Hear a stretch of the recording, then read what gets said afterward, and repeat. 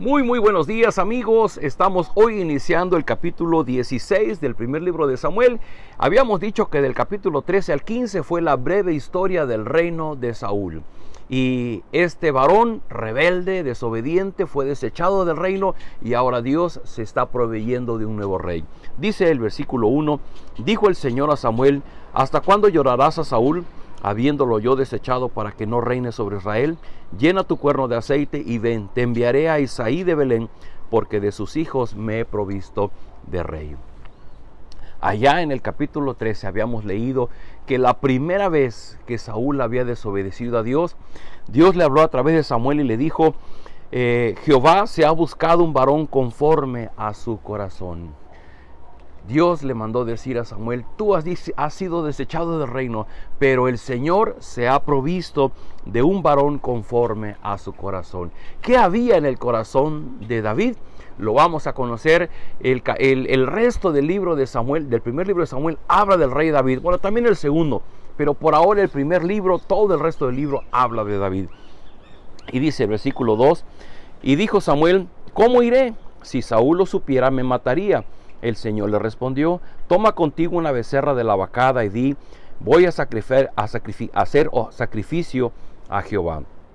Y llama a Isaí al sacrificio, y yo te enseñaré lo que has de hacer, y me ungirás al que yo te dijere. Hizo pues Samuel como el Señor le dijo, y luego que él llegó a Belén, los ancianos de la ciudad salieron a recibirle con miedo y le dijeron, ¿es pacífica tu venida? Él respondió, sí, vengo a ofrecer sacrificio al Señor. Santificaos y venid conmigo al sacrificio. Y santificando él a Isaí y a sus amigos, los llamó al sacrificio. Aquí vemos una porción en la que Samuel por primera vez duda de algo que Dios le está diciendo. Y Dios le está diciendo, toma tu cuerno lleno de aceite y ven a la casa de Isaí en Belén, porque vas a ungir al rey que yo he elegido. Y Samuel duda y dice, pero es que si Saúl se entera me va a costar la vida. Al parecer ya Saúl, después de el rompimiento que hubo de las relaciones, que Samuel le dijo, por mí no te vuelvo a ver, y fue y se apartó de él y nunca más fue profeta para Saúl. Al parecer Saúl había proferido inclusive alguna amenaza en contra de Samuel y Samuel estaba temeroso. Y así es como llega el primer hijo de Isaí, que se llama Eliab. Dice el versículo 6, y aconteció que cuando ellos vinieron, él vio a Eliab y dijo, de cierto, delante del Señor está su ungido. Y el Señor le respondió a Samuel, no mires a su parecer ni a lo grande de su estatura, porque yo lo desecho, porque el Señor no mira lo que mira el hombre, pues el hombre mira lo que está delante de sus ojos, pero Jehová mira el corazón.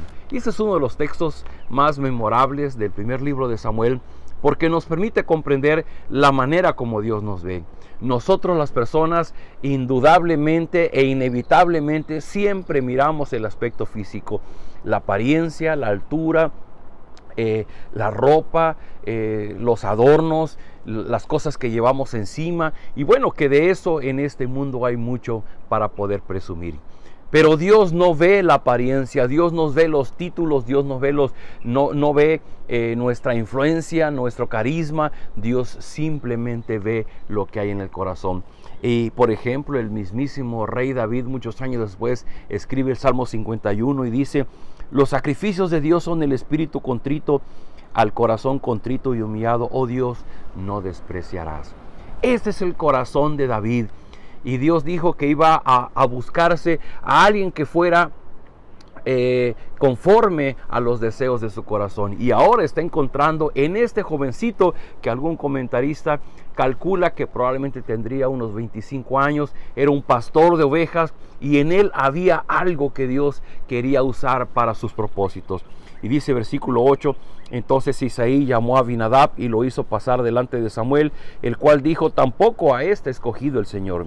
Hizo luego pasar Isaí a Sama y él dijo, tampoco a este ha elegido el Señor.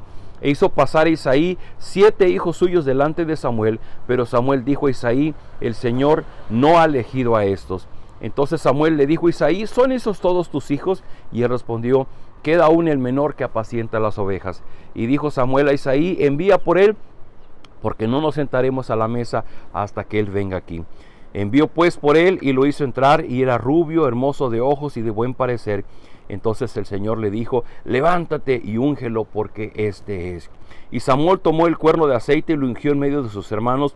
Y desde aquel día el Espíritu del Señor vino sobre David. Se levantó Samuel y se volvió a Ramá.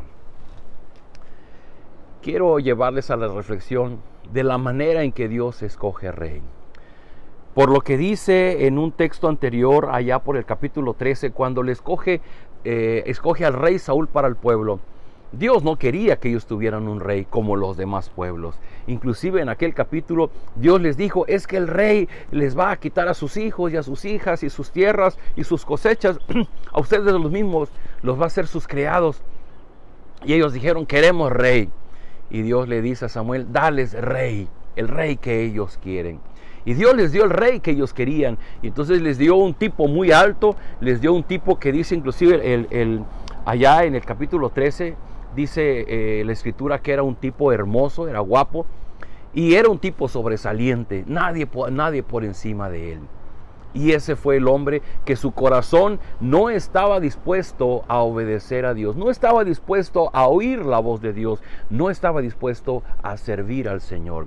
Quería servirse a sí mismo. Recordemos en la última parte, después de pelear contra Amalek, se trajo al rey Amalek como su triunfo y se edificó un monumento para que él pudiera recibir los aplausos de haberle ganado a un pueblo tan importante como los amalecitas.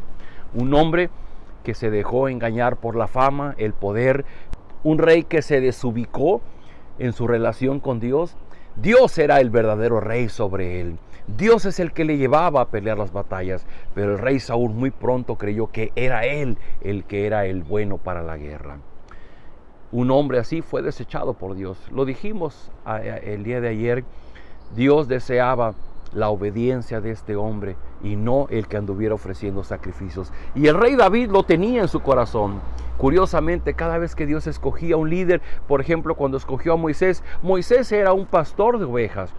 Dios usó a Jacob y Jacob fue pastor de ovejas toda su vida. Ahora Dios está escogiendo a David y David es un pastor de ovejas. Hay algo en el corazón de estos hombres que Dios pareciera que lo pule en su corazón para que puedan ser personas dispuestas a escuchar, que los tiene en el silencio de los campos frente a las ovejas y que les da ese espíritu de amor por el pueblo de Dios.